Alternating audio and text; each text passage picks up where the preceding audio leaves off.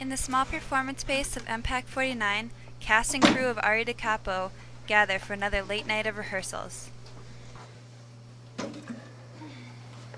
Alan Voigt, the director of Aria da Capo, explains some of the unusual features. Aria da Capo is a one-act play. Most of the shows that we do for Stage 2 are 2 acts, or even last year we put on a musical.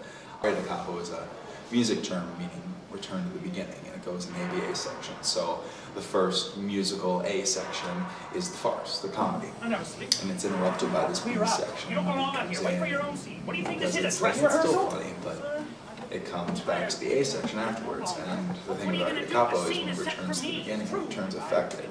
And so when the farce comes back, it comes back with a hint of the tragedy to it.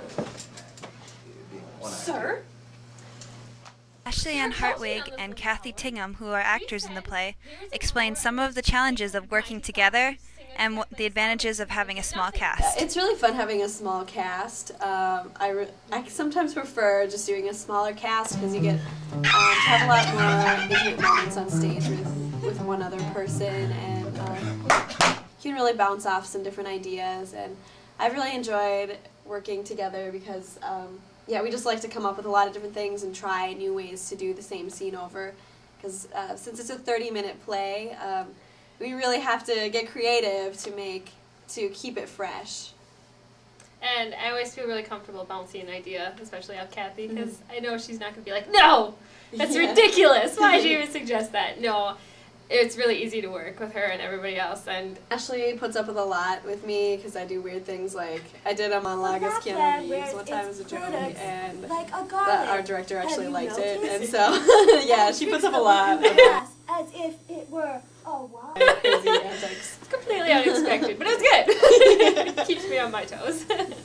And that's really helpful to have that, because our scenes do overlap, and although we're not really acting with each other, they're both really integral parts, so it's good to kind of be... Kathy also explains the challenges of acting in a play that is written in poetry form. Writes in poetry form, and so that's the first play that I've done with that type of writing. Well, one challenge I found, especially with this script, was the language itself is not entirely contemporary, but yet it's not so far that it's classical. It's that it walks that fine line in between where you could easily understand what's being said, but there's a certain flair and style to it that it's not everyday speech like I'm talking to you right now. And because of that, it made it a little difficult to start memorizing and remember and retain that information once I started to memorize, but once I got the flow of it, it was like, bam, I know exactly what I'm saying. John Moyer Grace, the stage manager for Aria da Capo, explains more about the venue in which the aria will be playing. Playing in the playground. It's this cute little venue that has very minimal technical aspects to it, so that you can focus on the acting and the development of character. Director Alan Voigt hopes that the audience members take away this message, that we too easily forget the tragedies that have happened. History repeats itself. A macaroon. I cannot live without a macaroon.